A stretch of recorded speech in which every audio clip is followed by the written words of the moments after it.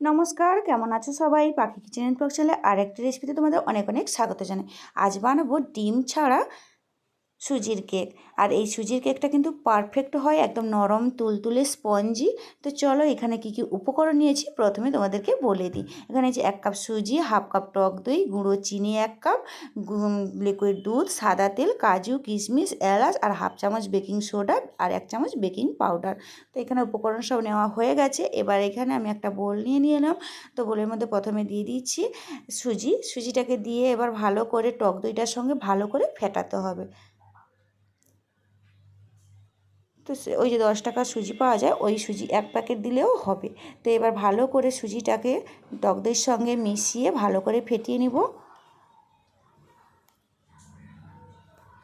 এবার এর মধ্যে চিনিটাকে অল্প অল্প করে দিয়ে ভালো করে আবারও চিনিটাকে দিয়ে ভালো করে মিশিয়ে নিতে হবে।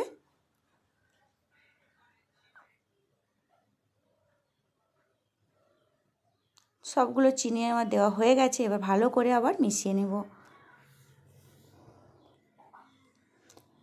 এরপরে লিকুইড যে দুধটা রেখেছি ওটাও অল্প অল্প করে মিশিয়ে নিতে হবে।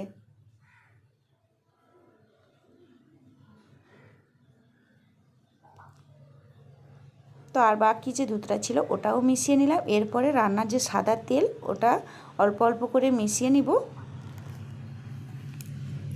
তেলটাকে দিয়ে ভালো করে মেশাতে হবে যাতে তেলটা উপরে না ভেসে যায়। আর ভালো করে না মেশালে কিন্তু কেকটা পারফেক্ট হবে না, স্পঞ্জি। তো ভালো করে কিন্তু মেশাতে হবে। এবার এর মধ্যে হাফ চামচ বেকিং সোডা, 1 চামচ বেকিং পাউডার, আর এখানে তোমরা চাইলে ভ্যানিলা এসেন্স অ্যাড করতে পারো। তো আমার কাছে আজকে ভ্যানিলা এসেন্স নেই, তো তাই জন্য আমি এলাচের গুঁড়ো অ্যাড করলাম। তো এলাচের গুঁড়োটা দিলেও বেশ সুন্দর একটা স্মেল আসে, খেতেও বেশ ভালো লাগে।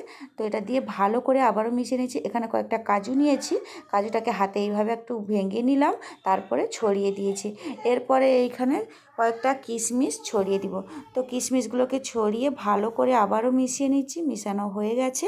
এবার এটাকে ভালো করে মিশিয়ে 30 মিনিট মতো রেস্টে রেখে দিব। রেস্টে রাখার পরে 30 মিনিট পরে ফিরে আসবো।